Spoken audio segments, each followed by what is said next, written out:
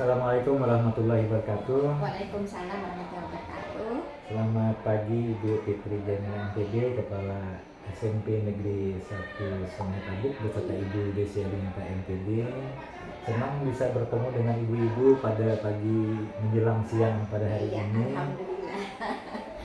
Baik ibu-ibu, perkenalkan nama saya Ruli Rojani SPD. Saya dari SMP Negeri 4 Talalu dan sebagai salah satu daripada calon guru penggerak di angkatan 10 yang pada hari ini juga mendapatkan kesempatan khusus ya bisa bertemu dengan ibu-ibu, khususnya dengan Ibu Fitri Jamila di dalam rangka menggarap salah satu daripada modul di program guru penggerak, yaitu melakukan wawancara langsung terhadap 3 kepala sekolah. Yang pertama adalah kepala sekolah saya sendiri di sekolah, kemudian 2 kepala sekolah di sekolah lainnya, yang tentunya diharapkan adalah sama-sama berada pada jenjang yang sama, yaitu sekolah menengah pertama. Nah, syukur alhamdulillah pada hari ini Ibu mendapatkan kesempatan sekaligus izin untuk melakukan wawancara kepada Ibu Kepala Sekolah, yaitu Ibu Fitri Jamila, yang mana nanti sebelum saya menyampaikan beberapa pertanyaan terkait dengan modul itu, saya akan menyampaikan dulu bahwa tujuan pada hari ini saya melakukan wawancara adalah untuk belajar daripada Ibu ya. Belajar daripada Ibu, nanti saya melakukan analisis terhadap apa yang Ibu sampaikan, lalu nanti hasilnya akan saya upload ya, baik itu di LMS di YouTube maupun di aplikasi PMM ya, sebagai bagian daripada pembelajaran untuk semua rekan-rekan guru dan kepala sekolah se-Indonesia. Nah, adapun tujuannya pada hari ini khususnya Ibu, ini terkait dengan salah satu kompetensi kepala sekolah di dalam pengambilan keputusan. Namun khususnya terkait permasalahan yang melibatkan dilema etika. Jadi benar sama benar. Nah, benar sama benar. Ibu udah tahu ya Bu ya. Nah, benar antara benar ini kan sesuatu yang memerlukan keputusan yang jitu Bu ya. Sesuatu keputusan yang tepat. Kalau rujukan moral ini kan antara benar dan salah. Nah, kita sebagai konstitusi negara, kita sebagai kita tentunya tidak bisa melanggar daripada norma hukum maupun norma peraturan dan adat yang berlaku di negara atau di masyarakat kita. Mungkin agak lebih mudah kalau rujukan moral. Tetapi kalau kaitannya dengan dilema etika, di mana satu hal itu adalah benar, hal yang lain itu juga benar, maka tentunya ini memerlukan ketepatan pengambilan keputusan sebagai seorang kepala sekolah.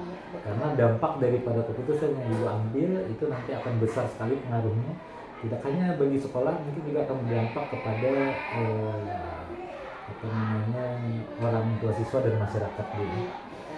Apakah Ibu sudah siap saya lakukan wawancara Ibu? Insyaallah. Insyaallah Bu ya. Jadi nanti Ibu ada 4 paradigma yang mungkin Ibu nanti perlu ingat bahwa Ibu nanti akan kami mintakan menyampaikan suatu kasus atau dilema etika yang terjadi, yang real Bu ya. Jadi yang benar-benar terjadi. Kami di Guru Penggerak tidak ada istilah tutup menutup. Baik hal-hal yang bersifat umum maupun yang bersifat khusus. Jadi diminta semuanya terbuka. Karena keterbukaan itu kita bisa belajar agar nanti kita bisa menjalani secara praktis itu dengan tepat begitu ya, daripada ditutup-tutupi begitu. Kemarin juga saya melakukan wawancara dengan Ibu kepala sekolah saya sendiri, atasan saya sendiri juga, saya minta Ibu, saya bilang bicara apa adanya saja. Jadi Ibu nanti kasusnya itu Ibu ada 4 paradigma ya Ibu ya.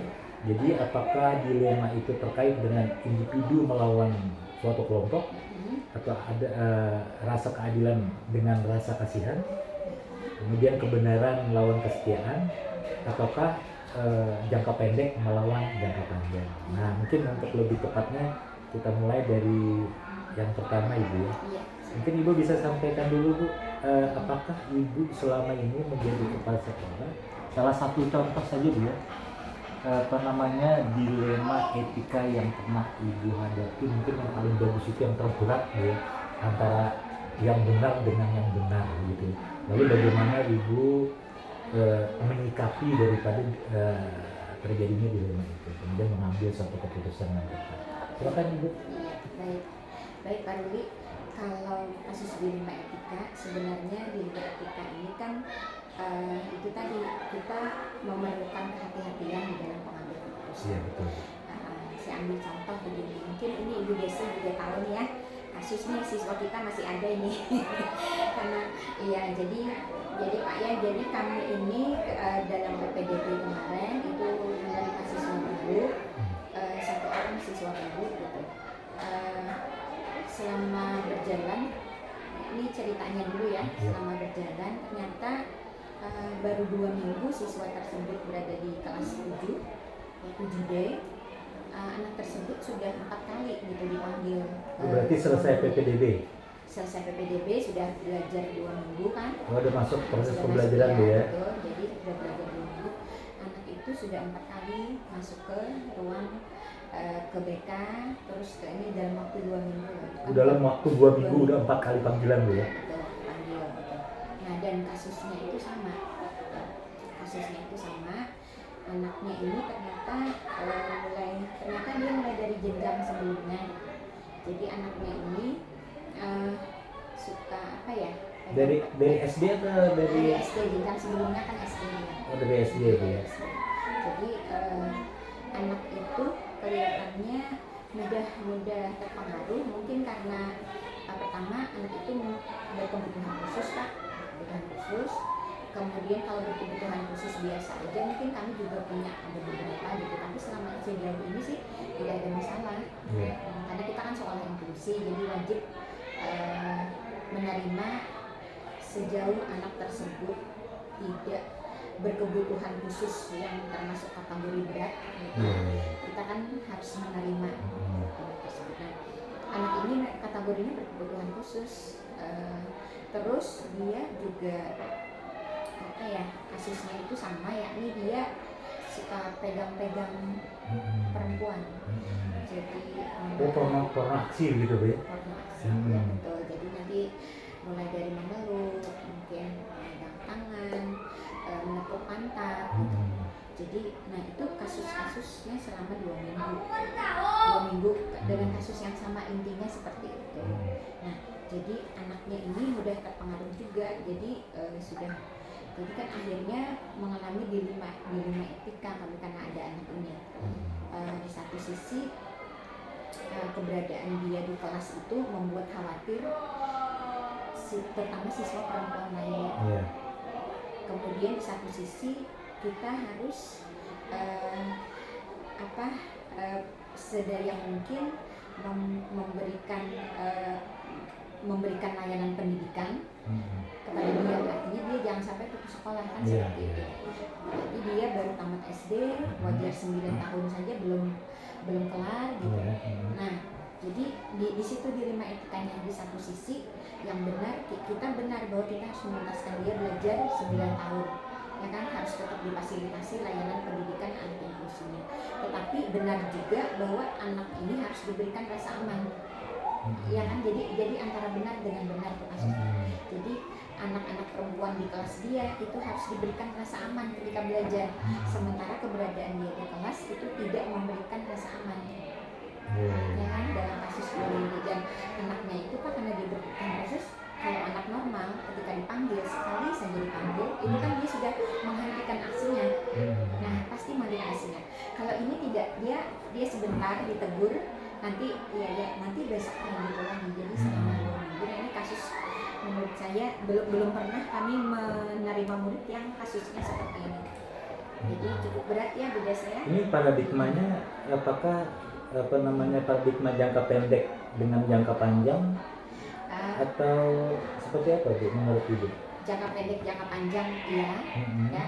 Kalau kemudian paradigma lainnya juga antara keadilan dengan rasa kasihan Bu ya, gitu.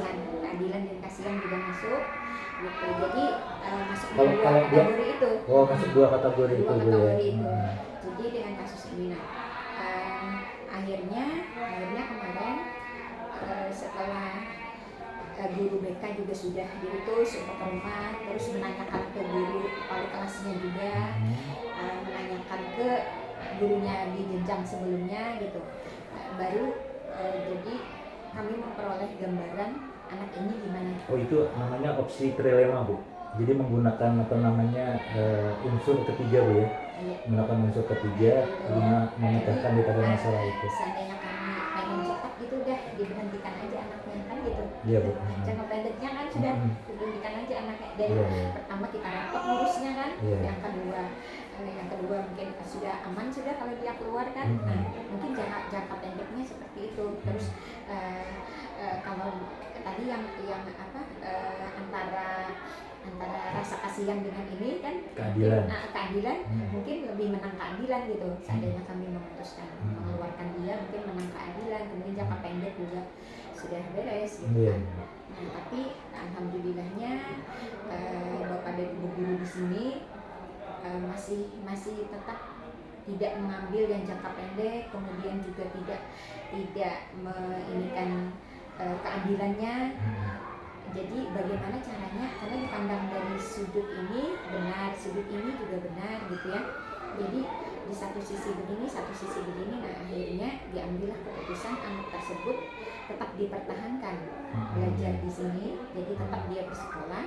Nah, tetapi dia ditempatkan di ruangan khusus.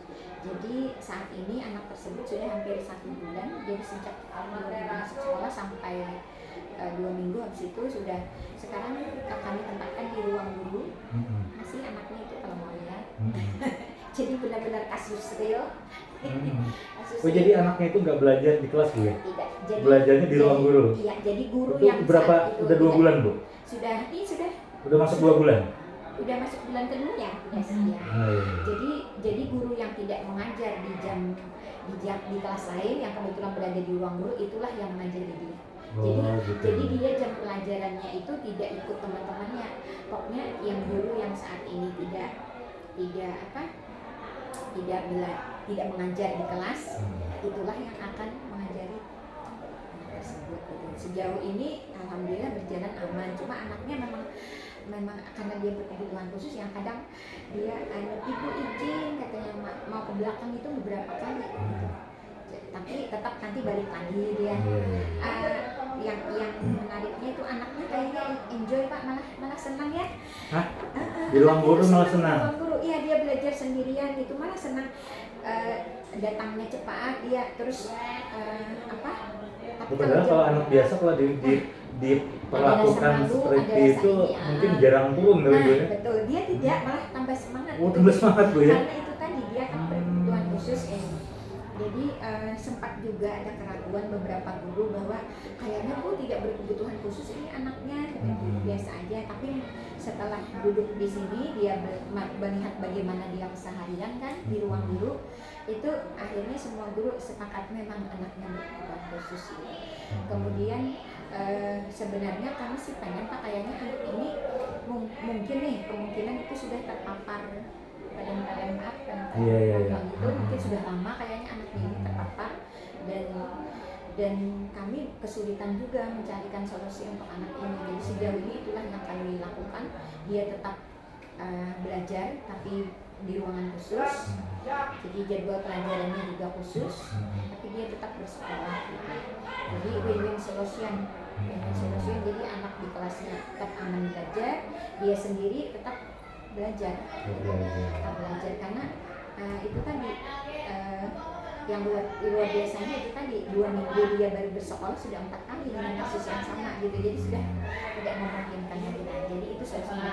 Alhamdulillahnya juga anaknya Pak tidak ada masalah, karena memang dia berkebutuhan khusus, sebenarnya dia tidak terlalu paham gitu bahwa ini dia disekolahkan sekolah di tempat khusus di ruangan ini. Sebenarnya itu kan bentuk hukuman ya.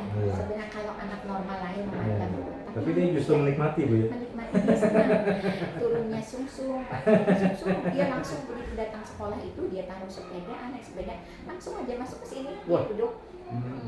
Nah gitu, jadi itu menariknya.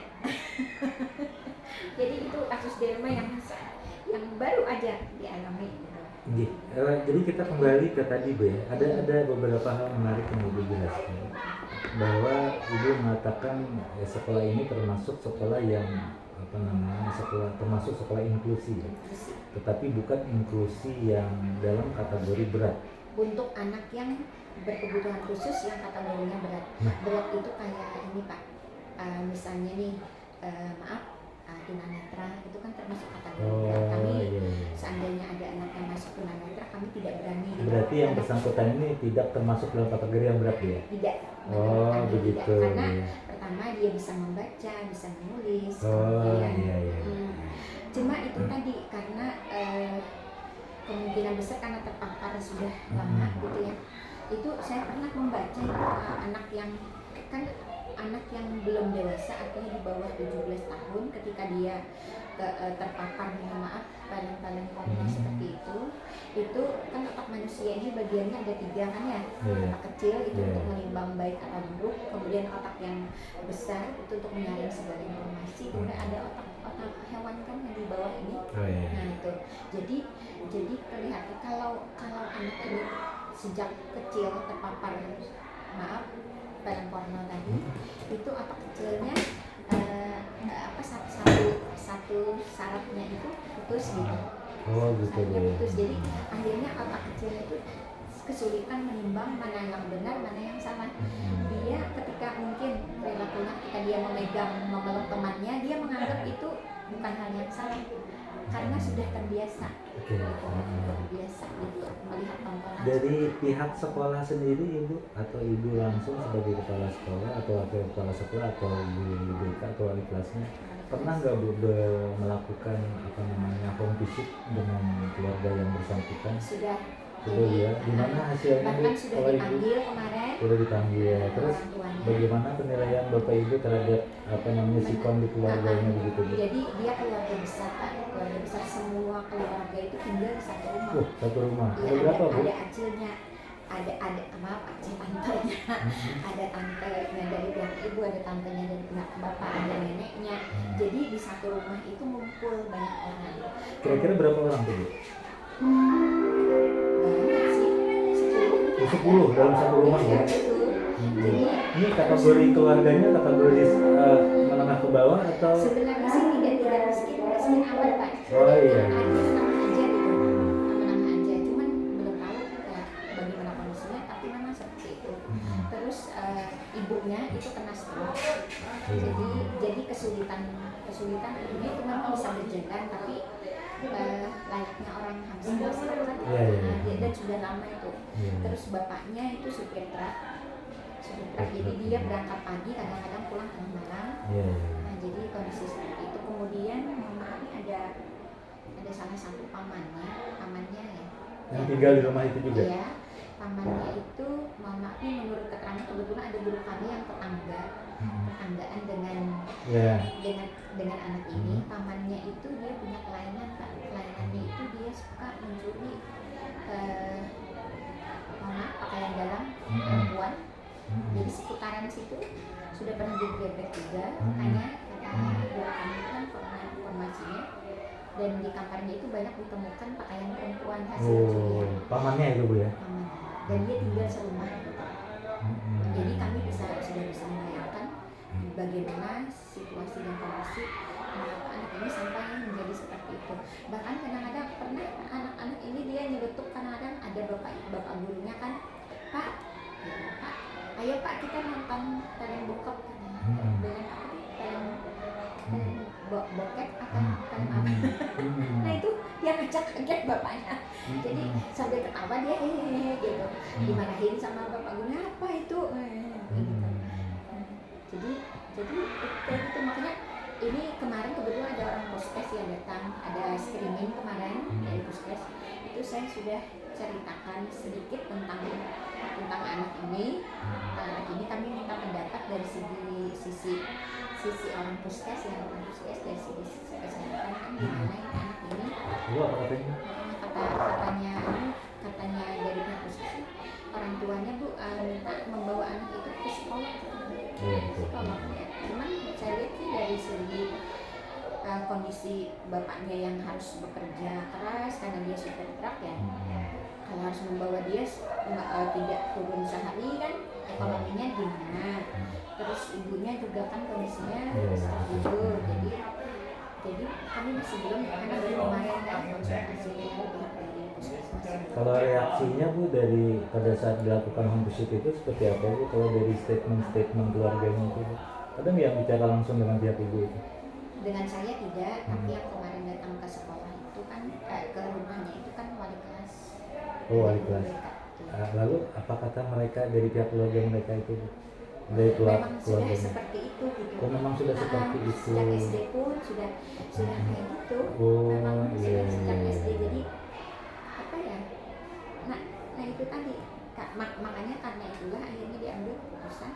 Oh, anak ini kayaknya sudah tidak bisa dikumpulkan lagi dengan namanya, karena dia itu tadi menganggap bahwa perilakunya itu bukan sesuatu hal yang buruk atau bukan sesuatu hal yang salah. Jadi nonton video porno biasa, menurut teman gadis biasa, akan menurut pantat menurut dia ya, menurut anaknya biasa.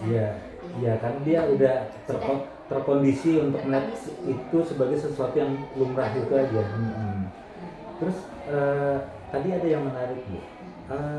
Apakah sekolah ibu itu sudah berusaha untuk melakukan katakanlah kerjasama kan tadi dengan puskesmas Bu? Bagaimana dengan ahli kejiwaan ya, psikologis Bu? Sejauh ini masih belum, karena kami masih menjajaki Pak. Karena terus terang kalau kami sendiri kan membawa anak tersebut ke psikolog kan harus ada peran orang tua nih. Orang tua harusnya orang tua sih yang harus membawa gitu. Makanya kami belum menjajaki karena saran dari puskes kan baru kemarin. Baru kemarin ya? Baru kemarin datang screening. Tapi kalau dari sikap keluarganya nggak mungkin Bapak mengharap dari keluarganya? Sebenarnya bisa sih tantanya. Bisa ya? Tantanya yang perempuan. Tantanya bisa ya? Kemungkinan, tapi belum tahu lagi menjajaki apakah dia bekerja juga. Sebab kalau mengharap ibunya kan nggak mungkin. Nah, kemudian kalau ke psikolog pun karena dia bukan anak yang normal, jadi dia bekas kecelakaan, keluarganya itu cerita dia bekas kecelakaan di sini, jadi kepalanya ini bilang ada bekas jahitan besar di depan, bekas jahitan, jadi waktu SD katanya. Itu kalau pihak sekolah yang menangani langsung itu kayaknya sulit, kami tidak ada tenaga ahlinya yang jadi sejauh ini yang kami lakukan. Maksud dulu kerjasama dengan pihak puskesmas. Ya itu tadi ke puskesmas aja, karena di puskesmas kan saat ini juga nanti pihak sudah puskesmas ada ahli kejiwaan, sudah ada ahli kejiwaan, jadi psikolog juga tersedia sudah di puskesmas. Tinggal kami aja lagi mengkomunikasikan dengan keluarganya gimana caranya supaya anak ini bisa dibawa ke kan saya melihat begini Bu, kalau umpamanya sekedar dia dikondisikan belajar Bu, artinya kan dia diisolasi ya dari kelasnya, terus dia mesti setiap hari belajar di ruang guru tanpa mengalami perkembangan positif kejiwaannya. Nah ya, itu kalau jam istirahat dia balik ke temannya, jam istirahat dia ngumpul. Nah itu, jadi khawatirnya maksud saya itu gini Bu, khawatirnya aspek negatif yang ada di dalam kejiwaannya itu nggak sembuh. Iya memang pasti. Cuma ditahan begitu. Kan di ruangan ini kan maksudnya untuk menahan daripada penyimpangan perilaku dia kan, tapi tidak menyembuhkan gitu. Jadi perlu bisa juga kan menyembuhkan. Kenapa? Karena dari buku yang pernah saya baca tadi bagaimana menangani anak yang sudah terkontaminasi dengan pornografi. Itu di sana disebutkan dia kalau 3 bulan ya, sebenarnya 3 bulan aja, 3 bulan dia tidak nonton video porno, tidak ini. Nah tapi yang jadi kendala kan dia kan habis dari sini kembali ke rumah. Nah kalau di rumahnya seperti itu, makanya kami masih mengupayakan bagaimana caranya supaya di rumah juga dikondisikan. Karena anaknya kan kalau di rumah kemungkinan bisa pegang HP kan ya. Sementara kalau di sekolah kan tapi kan agak sulit Bu kalau intervensi di keluarga kan. Itu pihak sekolah nggak memiliki kewenangan untuk itu kan, itu yang agak repot. Makanya jadi khawatirnya satu tambah 1 kan. Jadi di sini memberikan treatment dapat nilai 1, balik kembali -1 sampai dengan 0 gitu kan. Akhirnya tetap kondisinya seperti itu. Iya betul. Memang makanya tetap sebenarnya jadi itu bagus sekali orang tua. betul. Cuma kalau dilihat dari kondisi orang tuanya sepertinya nggak mungkin loh. Kecuali tadi ibu menggunakan menggunakan pihak ketiga bu. Pihak ketiga yaitu yang ahli kejiwaan dari puskesmas. Mungkin itu faktor eksternal untuk memberikan kekuatan dia. Ibaratnya kalau tadi +1 di sini, pulang ke rumah -1 sama dengan 0. Nah ini yang +1-nya lagi sekira muncul 1-nya lagi ini dari ahli kejiwaan. Karena kalau kita ngambil kesimpulan Bu ya, itu dari track record dia, kemudian dari keluarganya, kemudian dari apa yang dia lakukan di sekolah ini, kemudian apa yang sudah dilakukan oleh pihak sekolah. Ini kan anak ini dapat kita simpulkan dia memang memerlukan treatment khusus seorang psikolog. Kalau di sini kan menahan ya, mudah-mudahan Bu ya, nanti di dalam 3 bulan itu ada nampak perubahan. Ini tunggu dulu Bu, dalam 1 bulan pertama, kemudian bulan kedua, apakah memang treatment yang Bapak Ibu lakukan dengan isolasi anak itu ke ruang guru itu memang ada perubahan nggak Bu? Kalau dan yang pasti Pak, kami kemarin mengambil keputusan itu pertama untuk memberi rasa aman kan kepada anak-anak perempuan itu, dan itu tercapai. Tercapai ya. Sebelumnya nggak ada masalah. Karena di jam istirahat pun dia cuma punya waktu sebentar, jadi nggak bisa macam-macam. Tapi kalau di kelas kan dia ngumpul gitu terus, itu tercapai. Berarti ini paradigmanya udah juga masuk individu lawan kelompok Bu. Ya kan, individu diri anak. Kelompok ini kan komunitas teman-teman dia di sekolah ini kan. Jadi kami itu maunya itu setelah dia sehat ini diisolasi kan belajar di sini, nanti di treatment, nanti dengan bantuan puskes, nanti harapannya anak tersebut mudah-mudahan bisa paling tidak dia tidak berperilaku lagi yang ke arah negatif dengan teman-temannya, sehingga nanti ketika dilihat sudah ada perubahan, nanti dia baru dikembalikan lagi ke kelas seperti itu. Itu yang saat ini. Iya Bu. Bapak pernah dapat kasus anak kayak gini? Di SMP kami selama ulun hampir 17 tahun belum pernah. Saya tuh dari jadi kami itu kalau mendengar berita ya dari SMP Negeri 1 Sungai Tabuk ini kan ketawa semua. Waduh luar biasa. Kita di sana itu nggak ada yang seperti itu. Ya itu makanya kami juga baru sekali ini dapat anak yang seperti itu gitu. Tapi menarik juga, jadi bisa jadi pengalaman.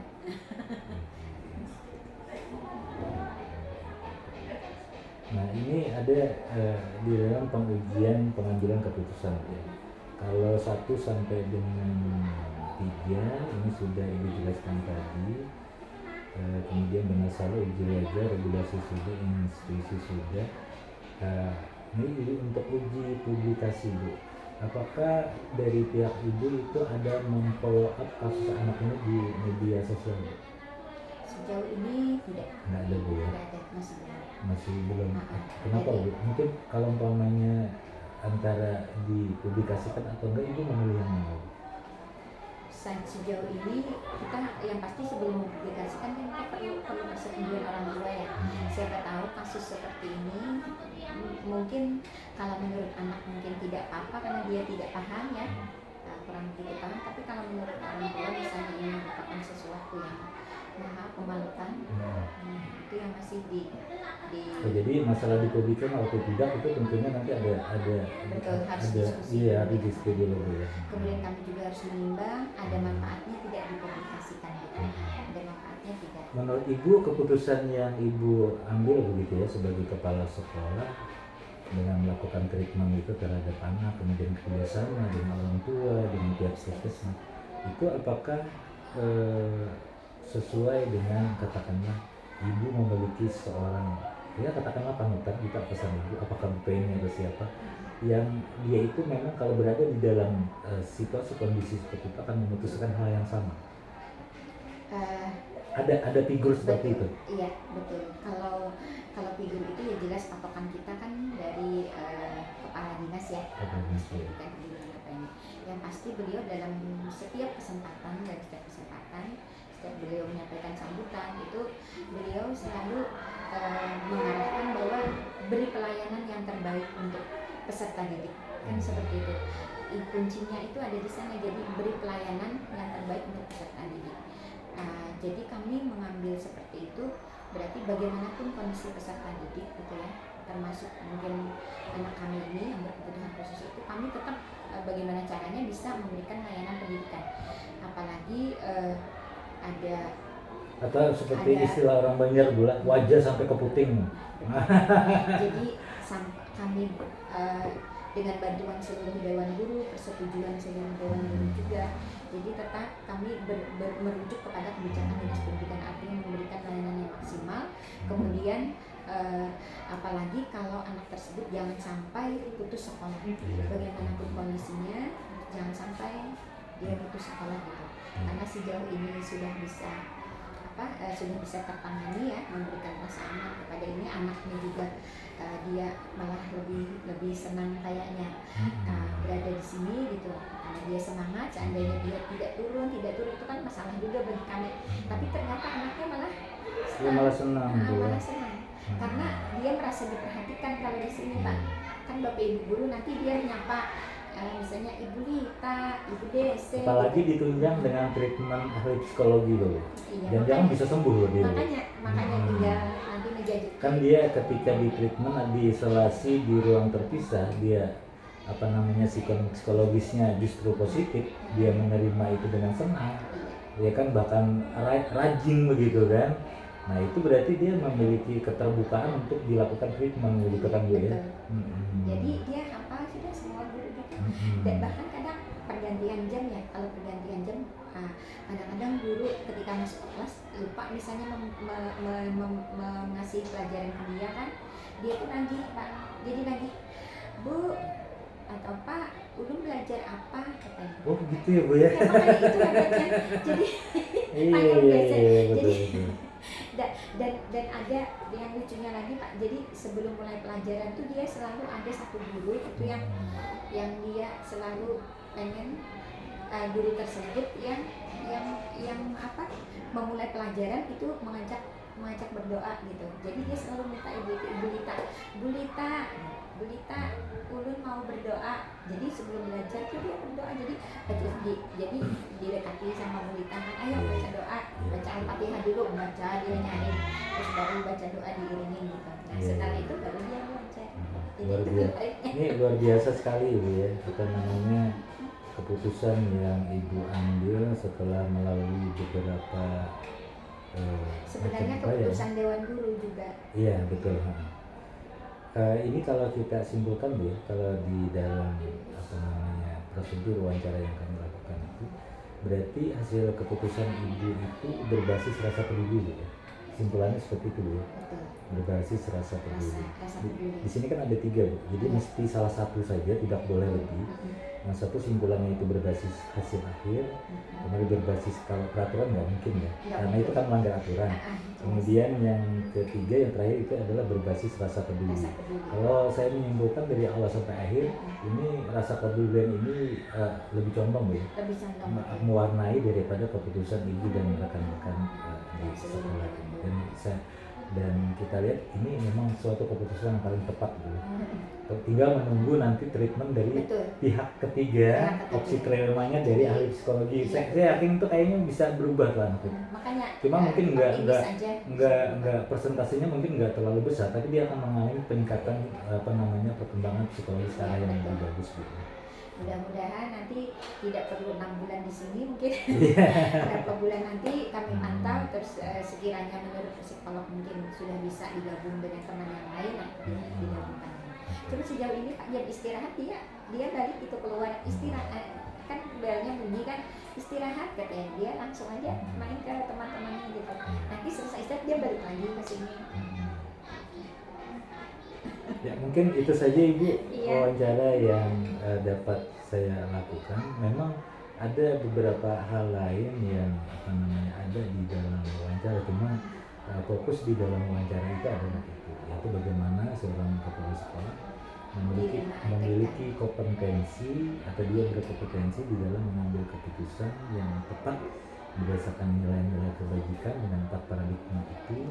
Kemudian hasil keputusannya itu berbasis salah satu di antaranya itu tadi ya, dengan uji keputusan. Jadi ada 9 langkah pengujian. Jadi sebetulnya itu sudah menyampaikan semuanya. Pengujian itu sudah disampaikan semua, dan itu nampaknya memang kalau kita simpulkan itu adalah memang keputusan yang paling tepat di dalam masalah dilema etika yang ibu sudah putuskan ya, ibu hadapi. Kemudian ya sampai saat ini masih dalam proses. Mudah-mudahan nanti akan berbuah ke arah yang lebih baik bagi anak tentunya dan orang tua. Pusat pendidikan berpusat pada iya. pada peserta. Demikian Ibu wawancara yang dapat saya lakukan. Saya mengucapkan terima kasih banyak atas atas sambutan Ibu, atas kolaborasi Ibu. Saya senang sekali Ibu.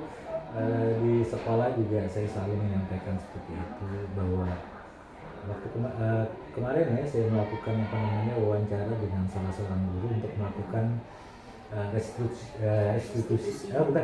coaching ya, supervisi akademik ya kepada Bu Desi belum ya masukkan ke sana. Jadi coaching terhadap guru. Saya bilang kita ini bukan antara pimpinan atau yang gitu dijadikan membuat, enggak. Jadi sekarang itu kita mindset kita itu semua adalah mitra kita, baik guru maupun kepala sekolah, semuanya adalah mitra. Jangan merasa kamu di bawah, kamu di atas. Jadi sesama mitra kita sama-sama saling belajar, sama-sama saling mendukung, sama-sama saling mengingatkan atas satu dan lain. Kalau hati kita terbuka, pikiran kita terbuka untuk menerima itu, maka kita akan jernih melihat dan lebih tepat untuk melakukan segala sesuatu. Tapi kalau kita mendorong ego kita masing-masing nggak bakal ketemu. Hanya melihat satu masalah dari satu sudut pandang. Iya, padahal kita nggak hidup sendiri, kita juga kerja juga nggak sendiri. Berbagai aspek kita jadikan pertimbangan. Oke, demikian saja Ibu. Terima kasih banyak Ibu. Sama-sama.